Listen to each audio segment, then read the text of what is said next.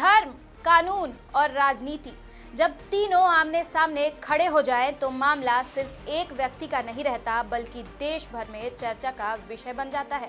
इन दिनों ऐसा ही एक मामला सुर्खियों में है जिसमें एक प्रमुख धार्मिक चेहरे पर गंभीर आरोप लगे हैं और मामला सीधे हाई कोर्ट तक पहुंच गया है। गिरफ्तारी होगी या नहीं, कोर्ट का फैसला क्या आएगा और जांच किस दिशा में बढ़ रही है, आइए समझते हैं इस पूरे घटनाक्रम को। नमस्कार, मैं हूं शालिनी सिंह और आप देख रहे हैं राष्ट्रवाणी। आज बात एक ऐसे मामले की जिस पर देश भर की नजरें टिकी हुई हैं। स्वामी अभिमुक्तेश्वरानंद सरस्वती को फिलहाल बड़ी राहत मिली है।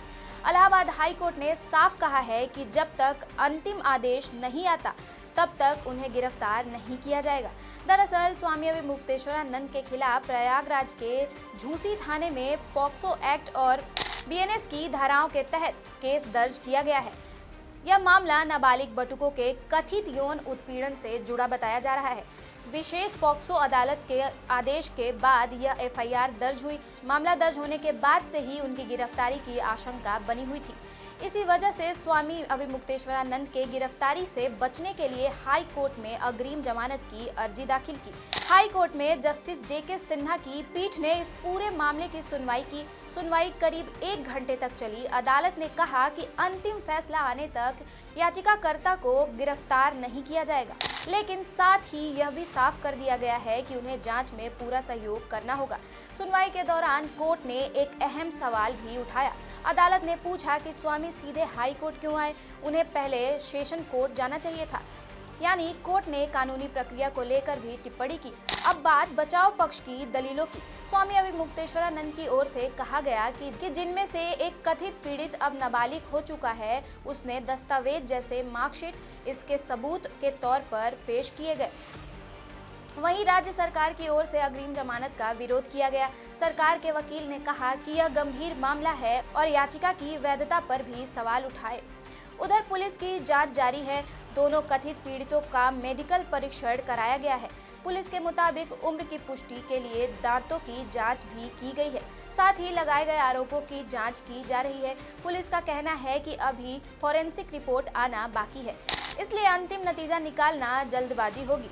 दोनों पीड़ितों के बयान मजिस्ट्रेट के सामने दर्ज किए जा चुके हैं। हालांकि बयान में क्या कहा गया है, इसकी आधिकारिक जानकारी सार्वजनिक नहीं की गई है। कोर्ट के सुनवाई के बाद शंकराचार्य ने क्या कुछ कहा, आइए सुनते हैं। न्यायालय ने ये कहा कि हम फैसला रिजर्व कर रहे हैं और शेल नॉट बी अरेस्टेड।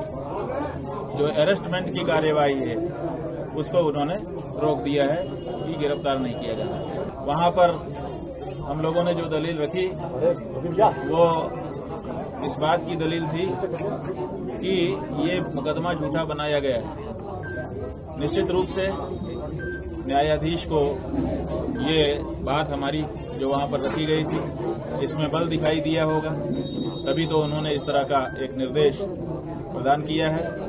इस मामले ने अब राजनीतिक रंग भी ले लिया है। समाजवादी पार्टी और कांग्रेस ने आरोप लगाया है कि शंकराचार्य को राजनीतिक कारणों से फंसाया जा रहा है। वहीं राज्य सरकार का रुख सख्त बताया जा रहा है और वह अग्रिम जमानत का विरोध कर रही है। अब सबसे बड़ा सवाल यही है, क्या हाई कोर्ट अंतिम फैसले में अग्रिम जमानत मंजूर करेगा? क्या आगे चलकर गिरफ्तारी हो सकती है या कोर्ट कुछ शर्तों के साथ राहत देगा? फिलहाल स्थिति यह है कि गिरफ्तारी पर रोक है, लेकिन फैसला सुरक्षित है, यानी अंतिम आदेश अभी आना बाकी है। माना जा रहा है कि मार्च के तीसरे हफ्ते तक इस पर स्पष्ट निर्णय आ सकता है। यह मामला कानूनी रूप से बेहद संवेदनशील है। जांच जारी है, अदालत में सुनवाई चल रही है और राजनीति भी गरमाई हुई है। ऐसे में सभी की नजरें हाई कोर्ट के अंतिम फैसले पर टिकी है। जैसे ही हाई कोर्ट का बड़ा अपडेट आएगा, हम आपको सबसे पहले जानकारी देंगे। फिलहाल के लिए इतना ही, धन्यवाद।